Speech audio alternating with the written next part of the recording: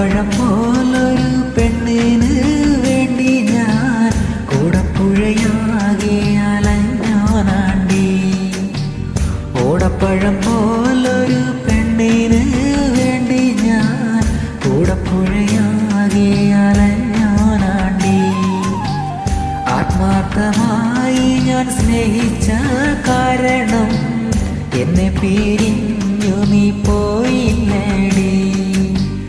ഇന്നു നിന്റെ വീട്ടില് കല്യാണാലങ്കാരം, ഇന്ന് എന്റെ വീട്ടില് കണ്ണീരാണ്ടി.